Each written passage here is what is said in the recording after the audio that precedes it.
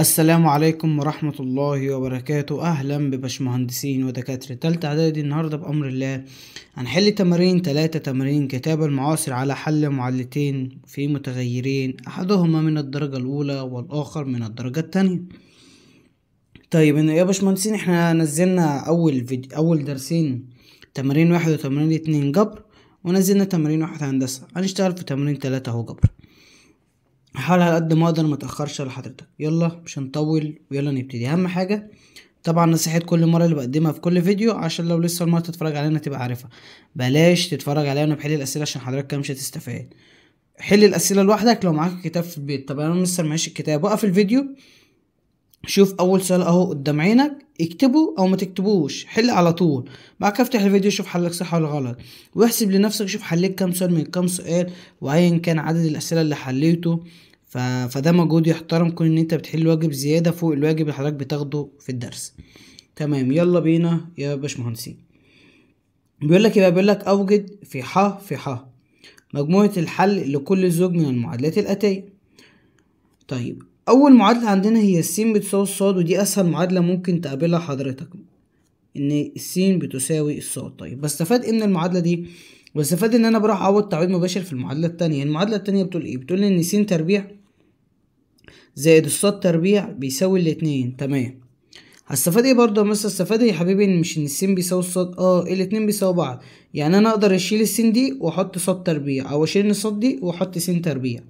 فمن هنا ان الصاد تربيع زائد الصاد تربيع بيساوي الاتنين، هيديني هنا 2 صاد تربيع بيساوي الاتنين.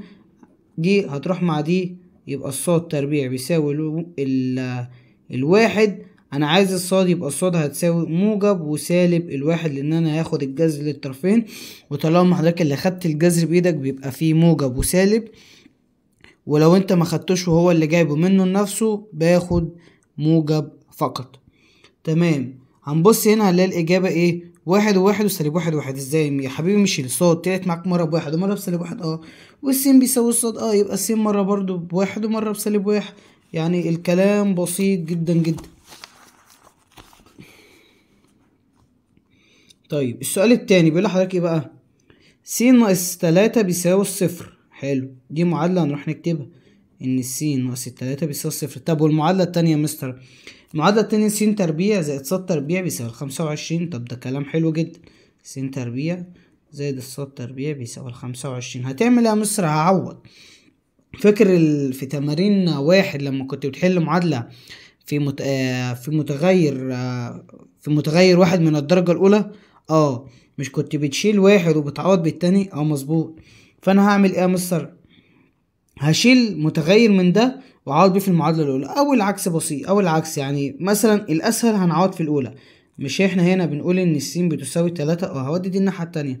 شيل بقى السين دي وحط 3 تربيع ب9 زائد الصاد تربيع بيساوي 25. ودي 9 الناحية التانية، يبقى الصاد تربيع بيساوي 25 ناقص 9 بيديني 16. اخد الجذر الطرفين يبقى موجب وسالب 4. طيب عايز تجيب قيمة مين؟ أنا عايز أجيب قيمة السين. ما يا ابني ما هي قيمة السين معاك ب3، وقيمة الصاد مرة بموجب 4 ومرة بسالب 4، يبقى أنا هاخد مرة 3 وموجب 4، ومرة هاخد 3 والسالب 4. نخش على السؤال التالت. الكلام مباشر جدا يا باشمهندسين، يعني درس في منتهى السهولة وفي منتهى الجمال. طيب السؤال التالت، س ناقص 2 صاد. حلو، بيساوي كام؟ بيساوي الصفر. طيب وس تربيع ناقص صاد تربيع بيساوي 3. هتعمل ايه؟ عوض بأي واحدة مكان أي واحدة. طيب هتعوض ازاي؟ صلى على النبي صلى الله عليه وسلم. مش انت هنا ممكن تودي س دي الناحية التانية؟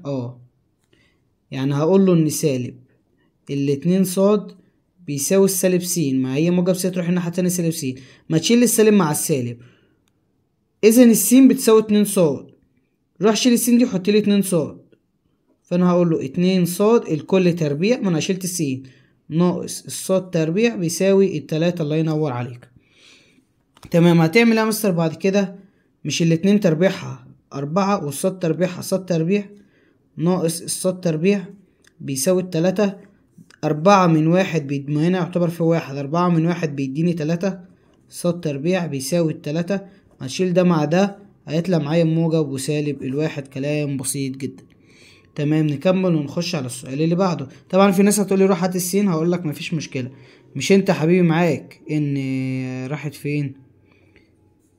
مش معاك ان السين بيساوي 2 صاد؟ هي المعادلة ديت. مش الصاد بواحد، يبقى السين بكام؟ 1 في 2 ب2. طب ما هي بسالب 1، هتعوض مرة ب1 ومرة بسالب 1، يعني هتعوض مرة ب1، 2 في 1 ب2، يبقى السين هتطلع ب2. وهتعوض مرة بالسالب 1، 2 في سالب 1 بسالب 2. فإذا السين مرة ب2 ومرة بسالب 2، والصاد ب1 وسالب 1 زي ما موجود عندك في الإجابات أهو السؤال التالت. يلا نحل السؤال الرابع. بيقول لك ايه في السؤال الرابع؟ بيقول لك س ناقص ص حلو بيساوي الصفر. س تربيع زائد س ص. حلوه المسألة دي، فيها شوية شغل. س تربيع زائد س ص زائد ص تربيع بيساوي 27. طيب من المعادلة الأولى مباشرة جدا هودي السالب ص الناحية التانية تبقى موجب ص، يبقى الس بتساوي الصاد. ده حلو الكلام ده. طيب هستفاد يا مستر؟ مش انت عندك س وس وصاد وصاد؟ يا تشيل السين دي والسين دي وتحط صاد مكانها، يا تشيل الصاد دي والصاد دي وتحط السين مكانها. ما هو الاتنين بيساووا بعض. معادلة في متغير واحد بتتحل بالآلة الحاسبة أو تتحل جبريا بإيدك. طيب أنا هشيل السين وأحط الصاد، فيبقى صاد تربيع زائد صاد في صاد بصاد تربيع زائد الصاد تربيع بيساوي 27. مش دول جمعهم 3 صاد تربيع بيساوي 27؟ في حد يقول لي صاد تربيع وصاد تربيع 2 صاد أس 4. هقول لك يلا يا أبو دماغ بخاخة، مفيش حاجة اسمها كده. أنا بجمع المعاملات وليس الأسس يا أبو دماغ بخاخة. 3 صاد تربيع بيساوي 27 على 3 راحت على 3، يبقى الصاد تربيع بيساوي 27 على 3. كام في 7؟ كام في 3 يديني 27؟ طبعا 9. هاخد الجذر يبقى موجب وسالب 3 عشان هي صاد تربيع. بس وكده يبقى المسألة اتحلت. وبما ان السين بتساوي الصاد يبقى 3 سالب 3 وسالب 3 و3. تمام. الدنيا سهلة، الدنيا جميلة. يلا يا باشمهندسين، يا رب اشوفكم باشمهندسين قد الدنيا كده. طيب السؤال الخامس بيقول لك ايه؟ بيقول لك ايه؟ ص ناقص 2 س بيساوي الصفر. ص ناقص 2 س بيساوي الصفر. وس في ص سهلة دي بيساوي 18. على طول شيل السين او شيل الصاد. ازاي؟ ما انا ممكن اقول له س بتساوي 18 على الصاد، او ان صاد بتساوي 18 على السين. نروح في المعادله الاولى عوض. فهقول له صاد ناقص 2 شيل السين وحط 18 على الصاد، الكلام ده كله بيساوي صفر. اول ما تلاقي حاجه في المقام روح اضرب فيها. اروح اعمل ايه؟ اروح اضرب فيها، بتسهل الدنيا جدا. فانا هضرب المعادله كلها في صاد، فهضرب هنا في صاد وهضرب هنا في صاد وهضرب هنا في صاد. صاد في صاد بصاد تربيع ناقص 2 زي ما هي، صاد على الصاد راحوا، فيبقى 2 في 18. طبعا اي حاجة في صفر بصفر. 2 في 18 ب36. وما تنساش السالب. وهنا صاد تربيع بيساوي الصفر. ودي دي الناحية التانية يبقى صاد تربيع بيساوي موجب 36، يبقى موجب او سالب 6. وكده نبقى جبنا قيمة الصاد. طبعا احنا عارفين ان صاد ناقص 2 س بيساوي صفر. روح شيل الصاد وحط 6، فهتجيب قيمة السين. وشيل الصاد وحط سالب 6، موجب وسالب 6. هي باينة عندك في الحل؟ لا ما بانتش في الحل، انا اسف ان هي بانتش. بص احنا عملنا ايه تاني؟ احنا قلنا طالما في حاجة في المقام هنضرب المعادلة كلها في صاد. فضربت هنا في صاد وهنا في صاد وهنا في صاد. فصاد في صاد بصاد تربيع نزلت السالب 2 والصاد راحت مع الصاد، نزل لي 18. 2 في 18 ب36 ونزلت المعادلة. وديت دي الناحية التانية يبقى صاد تربيع بيساوي 36. أخدت الجذر موجب أو سالب 6. فأنا كده جبت الصاد. هنطلع فوق هنا هنلاقي إيه؟ إن الصاد ناقص 2 س بيساوي صفر. شيل الصاد وحط 6 يطلع معاك السين. شيل الصاد وحط سالب 6 يطلع معاك السين. وده كده يبقى حل السؤال 5. يعني اللي هيحلها هيلاقي مرة معاه ب3 ومرة معاه بسالب 3، ويبقى كده ده الحل. طيب تعالى نخش للسؤال 6. واول 7 اسئله خلصوا معانا بسرعه جدا. طيب بيقول لك ايه بقى؟ بيقول لك ان س زائد الصاد بيساوي الصفر. من هنا هوصل ان السين بيساوي سالب صاد او ان الصاد بيساوي سالب س. طيب مش الصاد تربيع بيساوي س؟ صاد تربيع شيل السين وحط سالب صاد. طلع ان الصاد تربيع بيساوي السالب صاد. طب ده حلو اوي. ما تجيب قيمة الصاد بقى. ما انت هتشيل صاد من هنا مع صاد من هنا، هيبقى لك صاد بتساوي ايه؟ مش لما تشيل هنا بيتبقى سالب واحد؟ يبقى الصاد بسالب واحد. هتشيل الصاد دي وتحط سالب واحد، فسالب سالب راح، يبقى بقى موجب واحد. يبقى السين بواحد والصاد بسالب واحد. المسألة اتحلت. المسألة اتحلت. اسهل من كده مفيش. اسهل من كده مفيش. تعالى للسؤال السابع. بيقول لك ايه بقى في السؤال السابع؟ بيقول لك س ناقص صاد بيساوي الصفر، وان س بيساوي 4 على الصاد. طيب صلى على النبي صلى الله عليه وسلم. س ناقص الصاد بيساوي الصفر، والسين بيساوي 4 على الصاد. طيب مش السين هنا بتساوي الصاد؟ ودي الصاد الناحية التانية تروح موجب صاد. شيل السين وحط صاد، يبقى الصاد بيساوي 4 على الصاد. نحلها ازاي دي؟ في حاجة في المقام؟ اضرب المعادلة كلها في صاد. فاضرب هنا في صاد واضرب هنا في صاد. صاد في صاد بصاد تربيع بيساوي، دي راحت مع دي يبقى 4. يبقى الصاد بتساوي موجب أو سالب 2. وبما ان السين بيساوي صاد يبقى السين برضو بتساوي موجب أو سالب 2. وكده يبقى حلينا أول 7 مسائل، واللي هي رقم 1. يلا بقى نكمل ونخش على 2. ماشي. بيقولك ايه في 2 بقى؟ أوجد في ح مجموعة الحل لكل زوج من المعادلات الآتية. برضو هي مرحناش بعيد. طيب مش صلى على النبي صلى الله عليه وسلم، مش الصاد بيساوي س ناقص الواحد؟ وعندنا المعادلة التانية بتقول إن صاد تربيع زائد السين بيساوي 7. صلى على النبي صلى الله عليه وسلم. شيل الصاد دي وحط س ناقص الواحد، فس ناقص الواحد زائد السين بيساوي 7. صلى على النبي صلى الله عليه وسلم. س وس 2 س. حط السبعة ودي الموجب واحد، السالب واحد الناحية التانية يروح موجب، ده يديني 8 على 2 يديني 4. كلام بسيط جدا جدا. جبت السين راح حط قيمتها، يبقى الصاد ب3.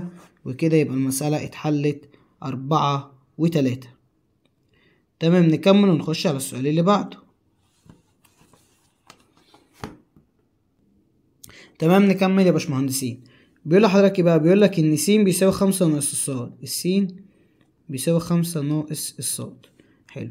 وان السين تربيع ناقص الصاد تربيع بيساوي 55. حلو الكلام.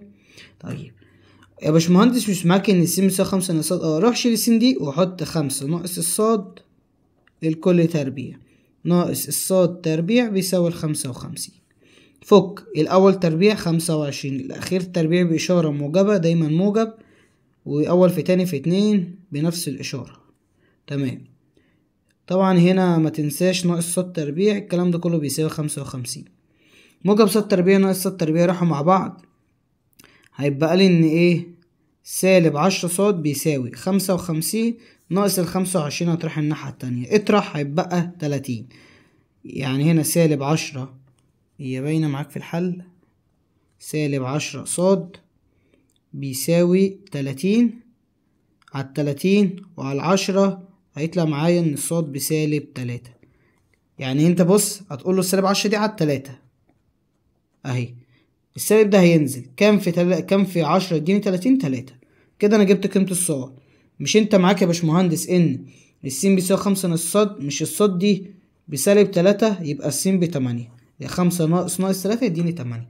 كده نبقى حلينا المسألة رقم 2 اهي، 8 وسالب 3 الإجابة. تمام. نحل المسألة اللي بعديها. بتقولك المسألة اللي بعديها المسألة رقم 3. بيقول لي إن السين ناقص الصاد بيساوي 1، وإن السين تربيع زائد الصاد تربيع بيساوي 25. حلوة جدا. صلى على النبي صلى الله عليه وسلم. ما تودي السالب صاد الناحية التانية يبقى السين بتساوي 1 زائد الصاد. ده كلام زي العسل.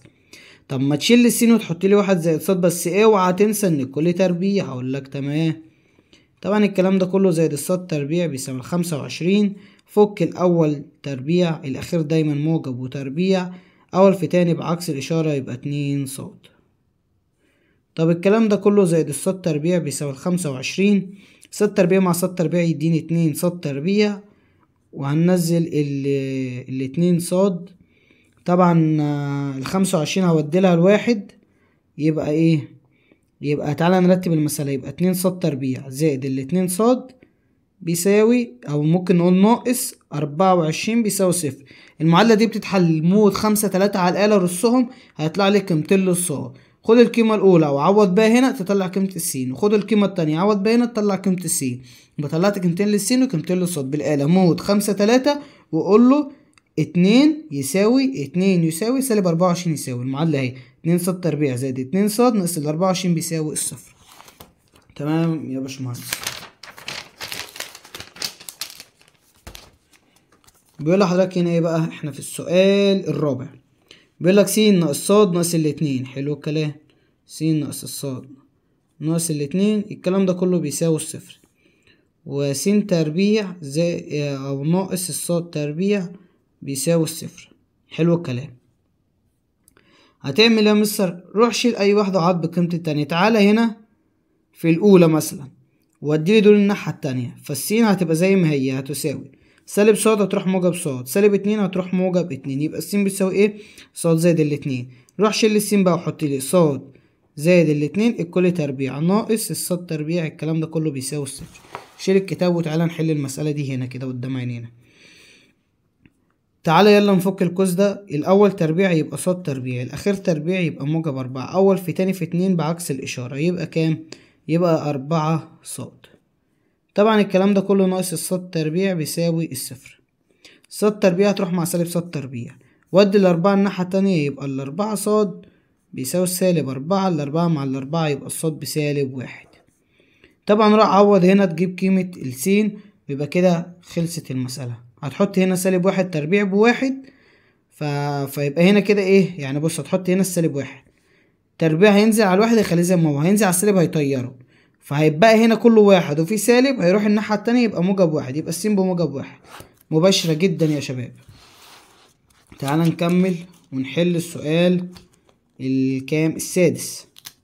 بيقول لك ايه في السؤال السادس؟ بيقول لك صاد ناقص س بيساوي 3.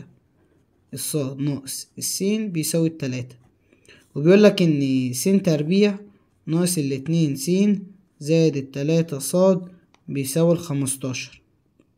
ما تشيل الصاد وتقول لي انها، او تقول لي ان الصاد بتساوي ايه؟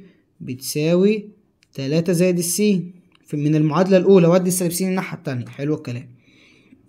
انزل تحت وحط لي السين تربيع زي ما هي ناقص الاتنين س زي ما هي زائد 3، شيل الصاد وحط لي 3 زائد السين، الكلام ده كله بيساوي 15. تمام يا باشمهندس. شيل الكتاب كده ما يلزمناش، احنا هنا بنحل بايدينا. اضرب التلاتة دي جوه، 3 في 3 ب9 زائد 3 في س ب3 س، الكلام ده كله بيساوي 15. نزل المعادلة كلها زي ما هي، س تربيع ناقص 2 س، طبعا التلاتة دي جوه اتضربت، وهننزل الإشارة الموجب.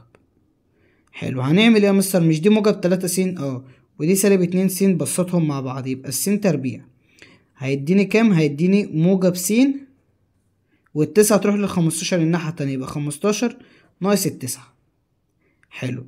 من هنا هتختصر دول مع بعض، هيطلعوا لك بكام؟ هيطلعوا لك بناتج. ما علينا ايا كان الناتج هو، هتدخله الناحية التانية بعكس الإشارة وتساوي المعادلة كلها بصفر. يا مستر حلها قدام عيني. حاضر. س تربيع زائد ال س. 15 من 9 فيها كام يا باشمهندس؟ الله ينور عليك، الله ينور عليك، فيها الستة. هتروح الناحية التانية بس ايه؟ بالموجب، وهتروح الناحية التانية بالسالب. حلل بقى. مود 5 3 عكس س تربيع زائد 6 س ناقص 6 بيساوي صفر. ده الأول بواحد، ده الأول بواحد، ده بسالب 6. قول له مود 5 3 1 يساوي سالب 6 يساوي، وقول له يساوي يطلع لك الحلول بتاعتك. وروح عوض. انت كده هتجيب السين، بعد كده عوض وهات الصاد، هيطلع لك قيمة للسين روح هات بيها الصاد، بعد كده يطلع لك قيمة تانية للسين روح هات بيها الصاد التانية، وبكده نبقى حلينا 1 و2 وخلصناها.